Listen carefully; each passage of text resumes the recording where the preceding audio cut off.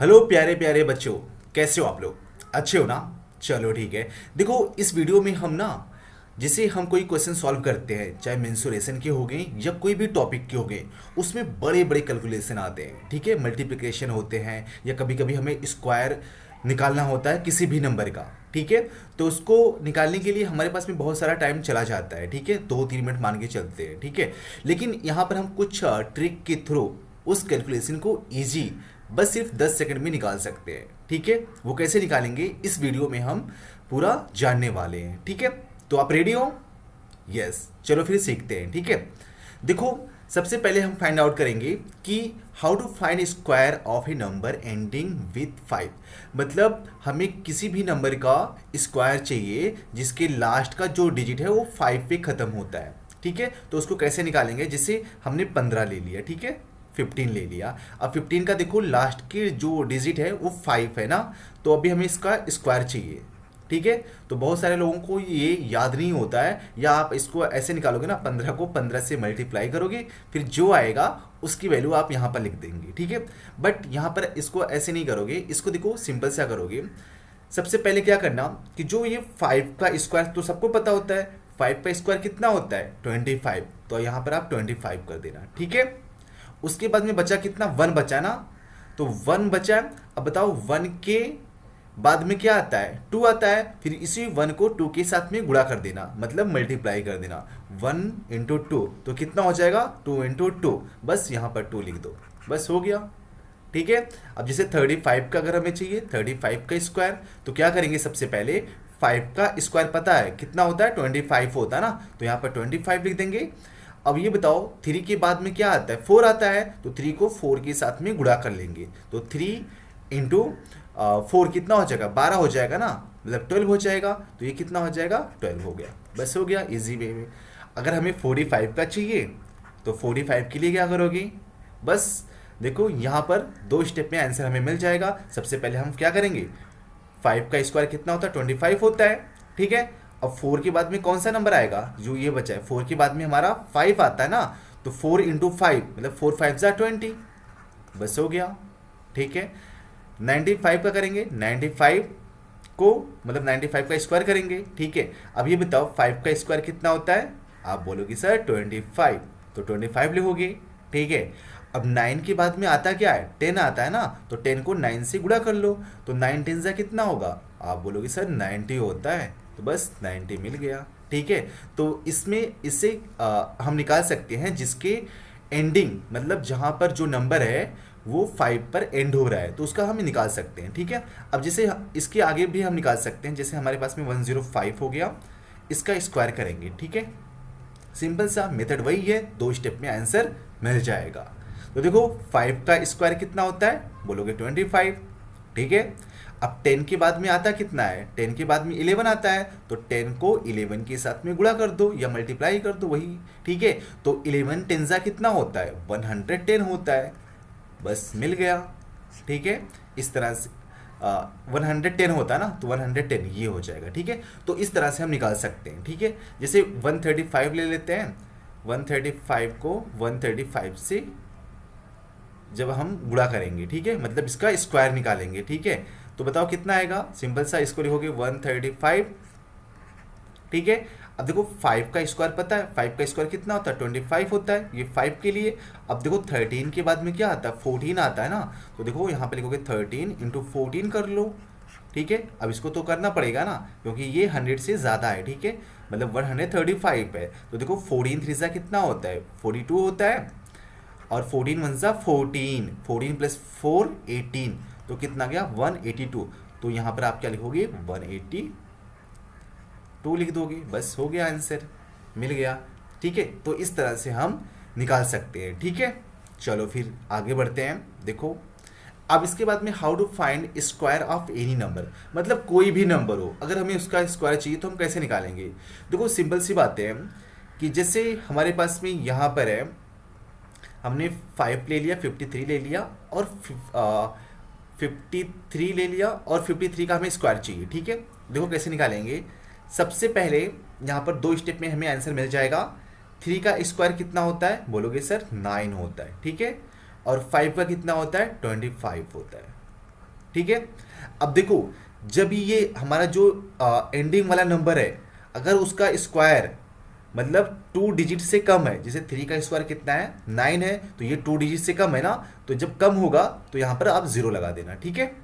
इतना, ठीक है, इतना समझा। मतलब 3 का स्क्वायर कितना हो गया 9 हो गया, और 5 का कितना हो गया 25 हो गया, ठीक है। अब इसके बाद में क्या करना है, अब इसके बाद में जो जो भी अंदर के नंबर है सबका गुणा करके, मतलब सबको आपस में गुणा कर लो। तो देखो 5 3 ज़ा 15 और 15 2 ज़ा 30, तो यहाँ पर 30 को ऐड कर दो, ठीक है। ऐड कर देना मतलब यहाँ पर 30 को जोड़ देना। अब ध्यान देना यहाँ पर ये एक प्लेस छोड़ के, ठीक है। अब इसको जोड़ लो तो 9 हो जाएगा, और 0 प्लस 0 0 हो जाएगा, 5 प्लस 3 8 हो गया, और यहाँ पर कितना हो जाएगा 2 हो जाएगा, 2809 मिल जाएगा, ठीक है। तो इस तरह से हम इसकी वैल्यू निकाल सकते हैं, ठीक है। अब एक नंबर और पकड़ लेते हैं, जैसे हमारे पास में यहाँ पर है 74 है। अब हमें इसका स्क्वायर चाहिए, तो बस देखो हमें मिल जाएगा। 4 का स्क्वायर कितना होता है 16 होता है। हाँ, अब यहाँ पर देखो 16, इसका जो डिजिट है 2 डिजिट से ज़्यादा है ना, तो 16 को पूरा लिखो, ठीक है। यहाँ पर 0 लगाने की जरूरत नहीं होती है, ठीक है। 7 का स्क्वायर कितना होता है, बोलोगे सर 49, तो यहाँ पर 49 लिख दो, ठीक है। अब जितने भी अंदर के नंबर हैं सबको गुणा कर लो, तो 7 4 जा मतलब 7 चौक 28, 28 दूना 56, और यहाँ पर एक डिजिट को छोड़ के यहाँ पर 56 हम लिख के जोड़ लेते हैं, ठीक है।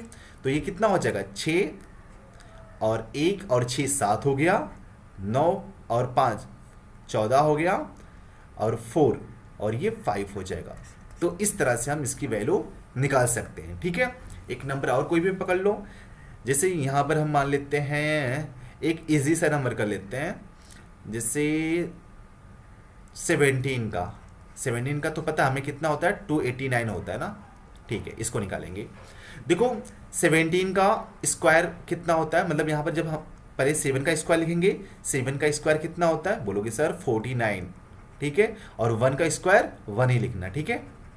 बस अब इसके बाद में दोनों को गुणा कर लो, मतलब जितने भी नंबर हैं सबको आपस में गुणा कर लो।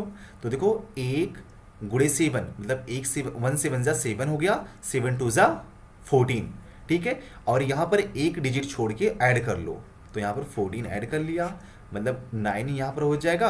4 + 4 कितना हो गया 8 हो गया, और 1 + 1 2 हो गया, ठीक है। सॉरी, ये कितना हो जाएगा, ये 9 होगा, ठीक है।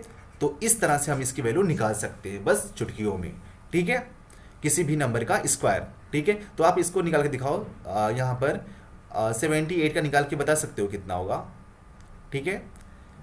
देखो इसको भी ऐसे निकाल सकते हैं, 8 का स्क्वायर कितना होता है, बोलोगे 64 होता है, और 7 का कितना होता है 49, ठीक है। अब सबको आपस में मल्टीप्लाई कर लो, तो 7 8 जा 56, और 56 2 जा कितना होता है 56 2 जा 112, और 112 को एक डिजिट छोड़ के यहाँ पर लिख देते हैं ना 112, ठीक है 112।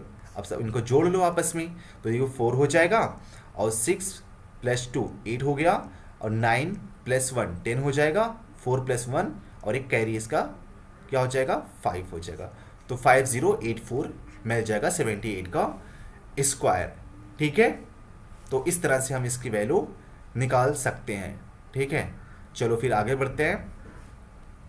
अब देखो how to find square of nearest 50, मतलब कोई भी नंबर है अगर 50 के आसपास वाले नंबर हैं, ठीक है, तो उनका हम स्क्वायर कैसे निकालेंगे, ठीक है।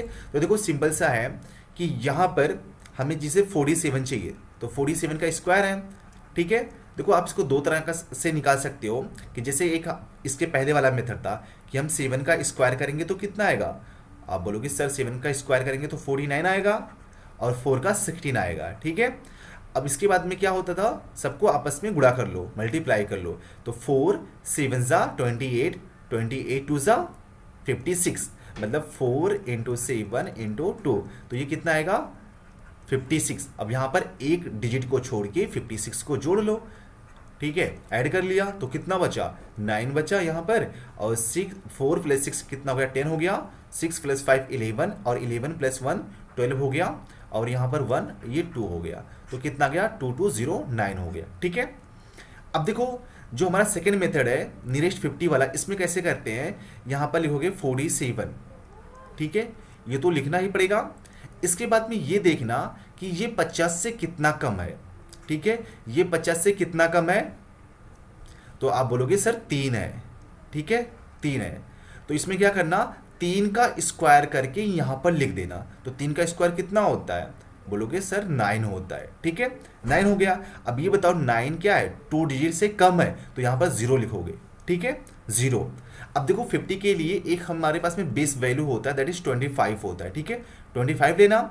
अब ये बताओ 25, जो ये 3 नहीं आया है, यहाँ पर 3 आया है, उसमें क्या करोगे, 25 से सब्ट्रैक्ट कर देना। जब 25 से 3 सब्ट्रैक्ट करोगे, मतलब घटा देना, तो कितना आएगा 22। अब यही 22 यहाँ पर इसके बाजू में लिख देना। ठीक है, तो हमें आंसर मिल जाएगा। ठीक है, थोड़ा सा इसको फास्ट करते हैं।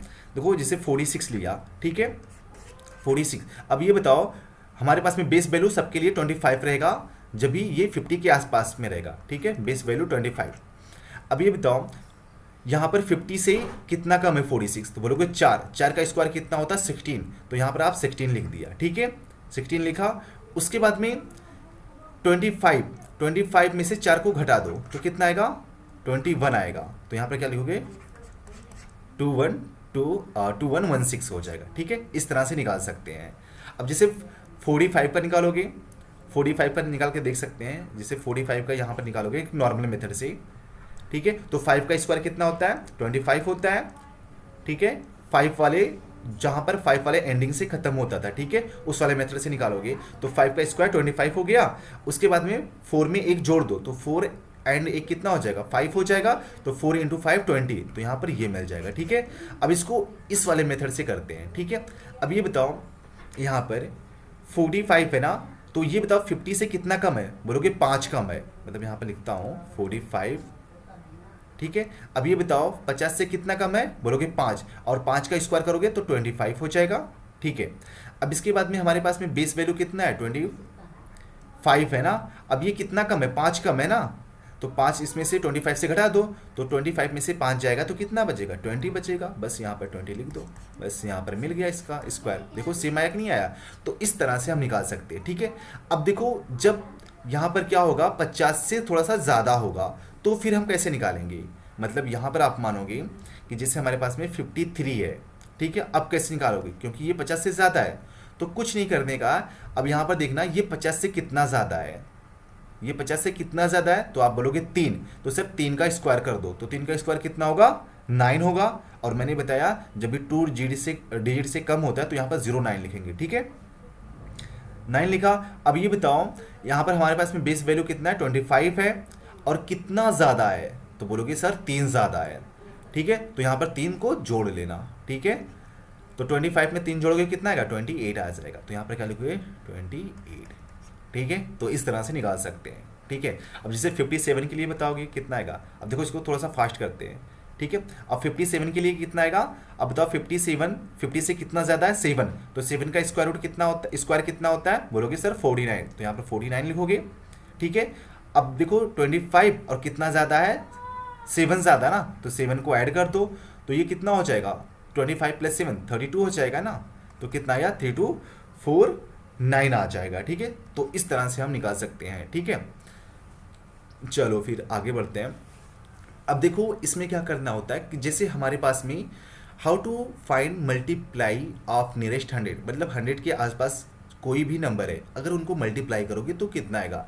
जिससे हम मान लेते हैं 100 के आसपास कितना है 102 है और 103 है। अब इसको मल्टीप्लाई करना है। ठीक है, तो देखो यहाँ पर कैसे करोगे, आप इसको मल्टीप्लाई करोगे तो 1-2 मिनट तो जाएगा ही जाएगा। ठीक है, तो देखो यहाँ पर सिंपल सा मेथड है।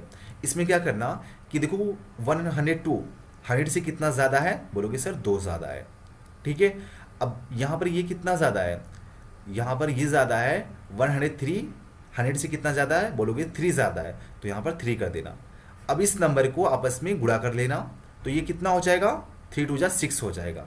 अब देखो ये नंबर क्या है 3 2 6 होगा। ठीक है, अब ये नंबर 2 डिजिट से क्या है कम है ना, तो यहाँ पर एक 0 लगा देना। ठीक है, अब इसके बाद में क्या करना, इन दोनों में से किसी एक को जोड़ लो, क्रॉस जोड़ना है, या तो 102 को 3 के साथ जोड़ लो, या 103 को टू के साथ में जोड़ोगे, जब जोड़ोगे तो देखो दोनों में कितना आएगा, 103 को 2 में जोड़ोगे तो 105 हो जाएगा, और यहाँ पर भी 102 को 3 में जोड़ोगे तो 105 आएगा। तो यहाँ पर क्या लिख दो, 105 लिख दो, बस आंसर मिल गया।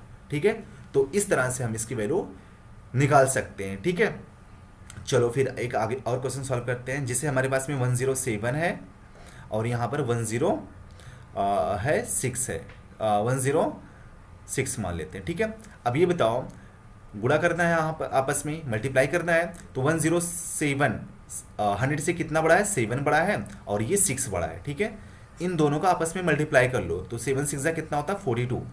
ठीक है, 42 आ गया। अब इसमें से किसी एक को जोड़ लो, मतलब 107 में 6 को ऐड कर लो, या फिर 106 में 7 को ऐड कर लो, तो कितना हो जाएगा, 113 हो जाएगा। बस आंसर मिल गया।